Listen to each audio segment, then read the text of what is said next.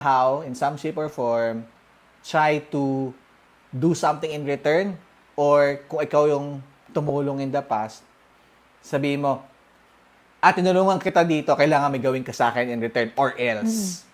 So, parang, ganun yung gist ng article. I'm not sure if you would agree na Filipino trait siya. Ako, for most parts, siguro, at least from my personal experience, not only siguro family, pero siguro mga peers, friends, parang mga affiliations. May mga ganun talaga yung mga Pilipino. Ginawa ko yun, di ba, sa'yo? Baka naman pwede naman. Baka naman. Baka naman. Oo. Para alam mo, may naalala tuloy ang conversation to someone na medyo sabihin na nating may say sa society. Tago natin siya sa pangalang. Wala tayong papangalanan.